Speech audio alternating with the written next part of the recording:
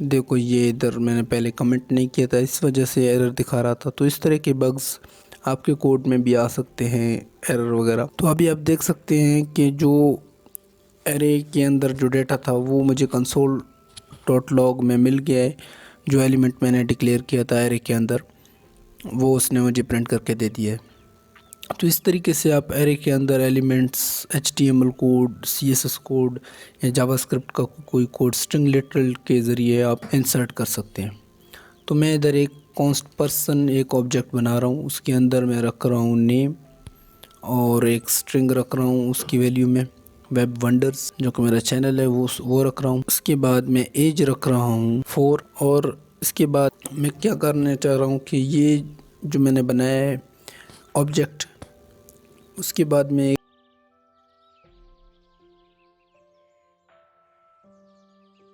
With multi and string इंटरपोलेटेशन, तो एक const मैंने लगाया है। और उसके बाद मैं ग्रीटिंग्स नामी एक वेरिएबल बना रहा हूँ और उसके अंदर स्ट्रिंग लिटरल्स यानी बैकटिक्स यूज़ कर रहा हूँ। हेलो माय नेम इज़ और $साइन लगाऊंगा और उसके अंदर मैं कर्ली ब्रैकेट्स के अंदर पर्सन जो मैंने ऊपर ऑब्जेक्ट बनाया उसका डॉट नेम करूँगा, तो मुझे वेब वंडर्स मिल जाएगा कंसोल डॉट लॉग के अंदर। तो मैं इधर क्या कर रहा हूँ, $person डॉट एज यानी कि जो उसकी एज है 4 ईयर्स वो मुझे प्रिंट करके दे दे। तो कंसोल डॉट लॉग में कर रहा हूँ इस ग्रीटिंग को। तो मुझे क्या मिलेगा, hello my name is web wonders and I am 4 years old.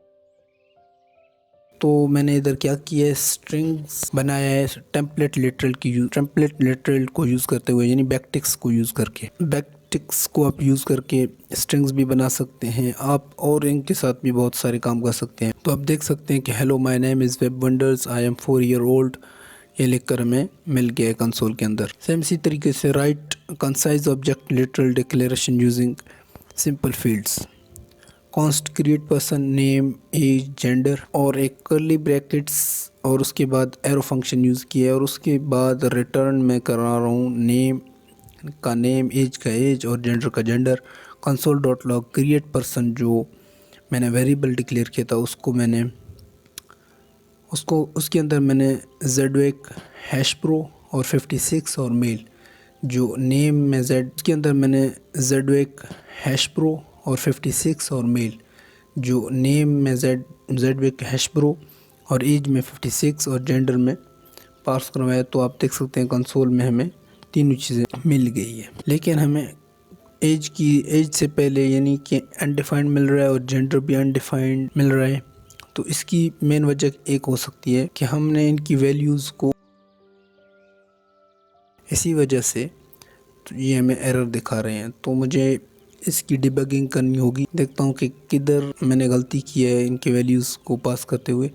Basically ये एक कर्ली ब्रैकेट्स थी जो नहीं देनी थी, वो मैंने दिया था, तो इसी वजह से ये मुझे एरर दिखा रहा था।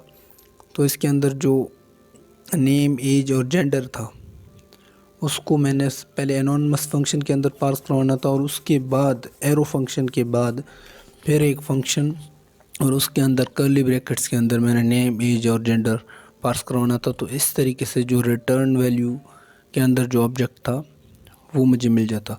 तो इसमें बता रहा है कि मेल इज़ नॉट डिफाइंड, बिल्कुल हमने ऊपर जेंडर लिखा था और इधर हम पास करवा रहे थे मेल। तो अभी अगर हम इसको स्ट्रिंग के फॉर्म में पास करवाएं तो हमें ये मिल जाएगी। तो बेसिकली ये मैं क्या कर रहा हूँ कि कंसाइज कर रहा हूँ ऑब्जेक्ट लिटरल डेक्लेरेशन, यानी ऑब्जेक्ट लिटरल जो डेक्लेरेशन है उनको कंसाइज करके सिंपल फील्ड्स के अंदर मैं डाल रहा हूँ। तो आप देख सकते हैं कि ऑब्जेक्ट नेम में उसने जेडवेक दिया, जेडवेक हैश ब्रो, और एज में 56 और जेंडर में मेल हमें उसने दिखा दिया।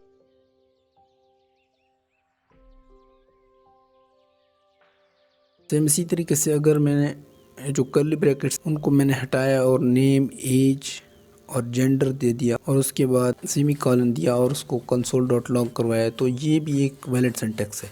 तो ये कितना आसान हो के हमें कंसाइज करके इसने दे दिए।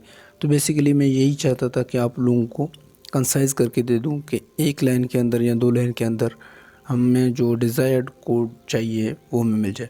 इसी तरीके से राइट कंसाइज डेक्लेरेशन फंक्शंस, ये जो हमने ऑब्जेक्ट बनाया है बाईसाइकिल, उसके अंदर जेंडर 2 और सेट गियर फंक्शन है और न्यू गियर आर्ग्यूमेंट पास करवाया है और उसके अंदर this dot gear new gear है। तो इसको एक और तरीका भी है, हम इसकी डिक्लेरेशन को वन लाइनर भी कर सकते हैं। फॉर एग्ज़ाम्पल अभी तक मैंने बाईसाइकिल सेट गियर 3 किए और बाईसाइकिल डॉट गियर किया है, तो बाईसाइकिल डॉट गियर के अंदर हमें 3 मिल रहा है। क्यों? क्योंकि हमने उधर आर्ग्यूमेंट पास करवाई थी फंक्शन के अंदर न्यू गियर। तो इसी वजह से अगर मैं फंक्शन को, यानी जो अनोनिमस फंक्शन थी उसकी जो फंक्शन थी वो मैंने हटा दिया है, set gear is equal to no gear to declare a constructor function, यानी कि हम क्लास सिंटैक्स देखेंगे एक कंस्ट्रक्टर फंक्शन को डिफाइन करने के लिए।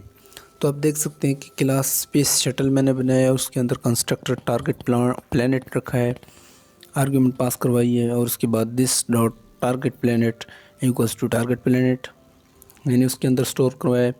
और where Zeus new space shuttle is equal to Jupiter, console dot log Zeus target planet अगर मैंने किया है तो आप देख सकते हो कि जुपिटर हमें मिल गया है। क्यों? क्योंकि हमने ज़्यूस जो ऑब्जेक्ट थी उसके अंदर जो टारगेट प्लैनेट, ज़्यूस जो वेरिएबल थी उसके अंदर जो टारगेट प्लैनेट स्टोर थी वो हमने प्रिंट करवाया, तो जुपिटर हमने स्ट्रिंग्स के तौर पर स्टोर करवाई थी, वो हमें मिल गया है।